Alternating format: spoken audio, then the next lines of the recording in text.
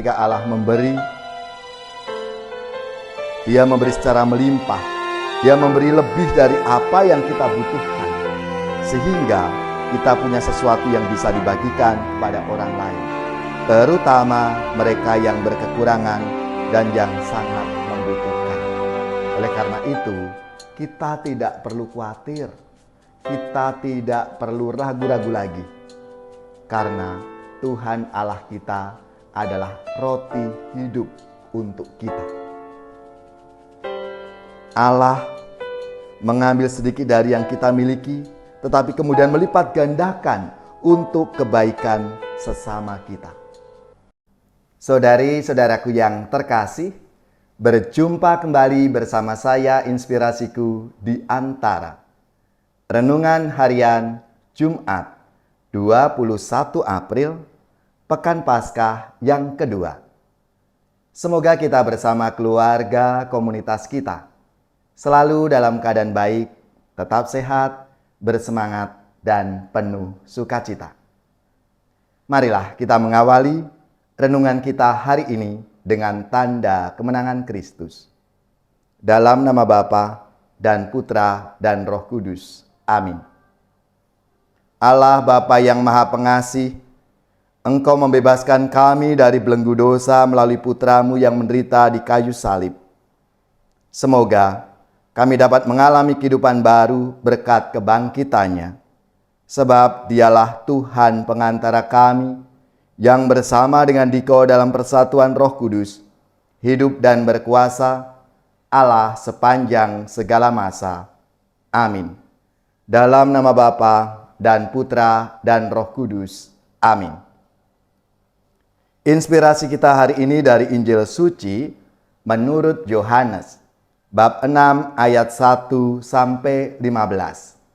Marilah kita bersama-sama mempersiapkan kitab suci kita masing-masing. Kita akan membaca bersama-sama lalu merenungkannya. Pada waktu itu Yesus berangkat ke seberang danau Galilea, yaitu Danau Tiberias. Orang banyak berbondong-bondong mengikuti Dia karena mereka melihat mujizat-mujizat penyembuhan yang diadakannya terhadap orang-orang sakit. Yesus naik ke atas gunung dan duduk di situ dengan murid-muridnya. Ketika itu Paskah, hari raya orang Yahudi, sudah dekat. Ketika Yesus memandang sekelilingnya dan melihat bahwa banyak orang berbondong-bondong datang kepadanya, berkatalah Ia kepada Filipus, "Di manakah kita akan membeli roti sehingga mereka ini dapat makan?" Hal itu dikatakannya untuk mencobai Dia, sebab Ia sendiri tahu apa yang hendak dilakukannya. Jawab Filipus kepadanya, "Roti seharga 200 dinar tidak akan cukup untuk mereka ini, sekalipun masing-masing mendapat sepotong kecil saja." Seorang dari murid-muridnya, yaitu Andreas, saudara Simon Petrus, berkata kepadanya, "Di sini ada seorang anak yang membawa 5 roti jelai dan mempunyai 2 ikan. Tetapi apakah artinya itu untuk orang sebanyak ini?" Kata Yesus, "Suruhlah orang-orang itu duduk. Adapun tempat itu banyak rumput, maka duduklah orang-orang itu, kira-kira 5.000 laki-laki banyaknya." Lalu Yesus mengambil roti, mengucap syukur, dan membagi-bagikannya kepada mereka yang duduk di situ. Demikian juga dibuatnya dengan ikan-ikan itu sebanyak yang mereka kehendaki. Dan setelah mereka kenyang, Ia berkata kepada murid-muridnya, "Kumpulkanlah potongan-potongan yang lebih, supaya tidak ada yang terbuang." Maka mereka pun mengumpulkannya dan mengisi 12 bakul penuh dengan potongan-potongan dari kelima roti jelai yang lebih setelah orang makan. Ketika orang-orang itu melihat mujizat yang telah diadakan Yesus, mereka berkata, "Dia ini benar-benar nabi yang akan datang ke dalam dunia." Karena Yesus tahu bahwa mereka akan datang dan hendak membawa Dia dengan paksa untuk dijadikan raja, Ia menyingkir lagi ke gunung seorang diri. Demikianlah sabda Tuhan. Terpujilah Kristus. Saudari-saudaraku yang terkasih, dalam sabda Tuhan hari ini dikisahkan orang banyak berkumpul di sekitar Yesus. Mereka berbondong-bondong ingin mendengarkan apa yang diajarkan oleh Yesus, sebab mereka lapar akan sabda kehidupan. Akan tetapi, Yesus juga ingin memberi makan jasmani kepada mereka dan memerintahkan para murid untuk mencari makanan. Mereka bingung karena tidak ada makanan untuk orang sebanyak itu. Namun, ketika ada yang menginformasikan bahwa ada anak kecil yang membawa 5 jelai roti dan 2 ekor ikan, maka lalu Yesus mengucap syukur kepada Bapanya, membuat mujizat penggandaan roti itu, sehingga mereka semuanya dikenyangkan dengan penggandaan roti yang diadakan oleh Yesus. Saudari-saudaraku yang terkasih, apa yang diperbuat oleh Yesus ini mengingatkan kita akan Allah yang memberikan makanan kepada Israel ketika mereka mengembara di padang gurun. Yesus membuat mujizat yang hanya Allah sendiri yang mampu melakukannya.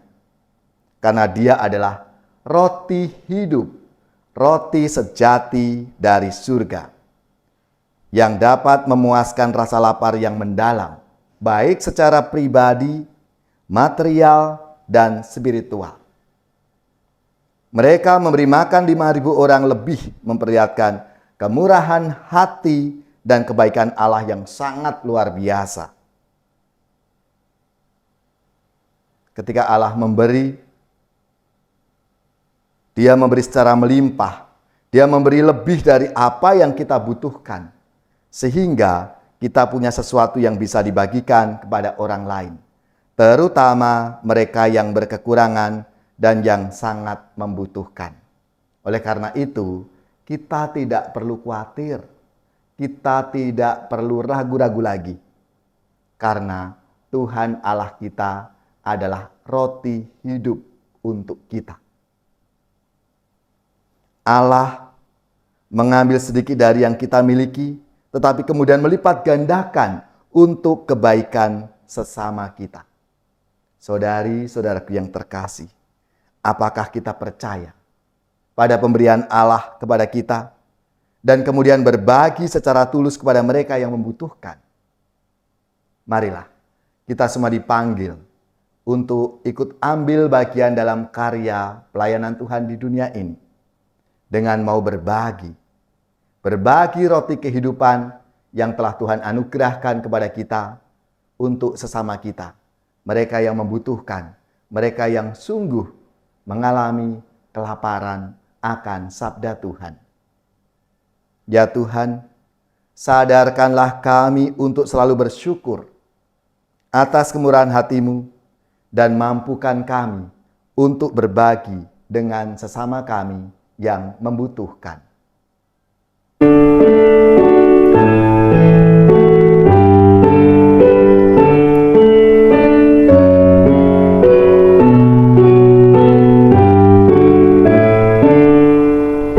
Yang berteduh pada Tuhan yang maha tinggi dan besar, yang menyandarkan hidupnya pada kuasa Allah-Nya, akan berkata padanya, ya Allah, Kau penanggung, Kau kubu dan perisai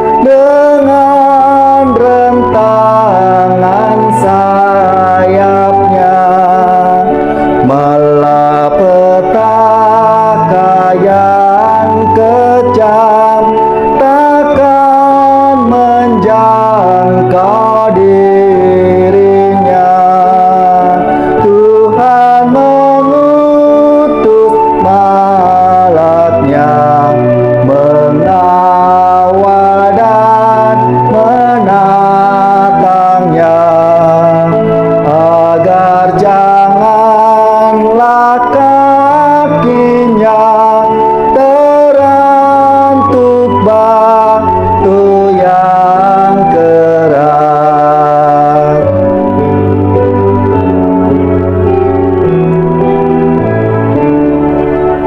Yang berserah kepadaku,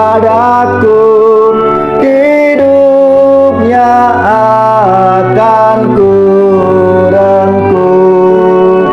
Yang berseru kepadaku, doanya akan kudengar. Terus ku bimbing langkahnya, akulah Tuhan Allahnya, akan selamat hidupnya dan bahagia selamanya. Saudari-saudaraku yang terkasih, marilah kita mengakhiri renungan kita hari ini dengan mohon berkat Tuhan, dan kita akan menerima tugas perutusan. Semoga saudari-saudara sekalian, keluarga-keluarga, komunitas kita, orang-orang yang kita doakan, seluruh tugas, belajar, pekerjaan, usaha, serta karya pelayanan kita dibimbing, dilindungi, dan diberkati oleh Allah yang Maha Kuasa, Bapa dan Putra dan Roh Kudus. Amin.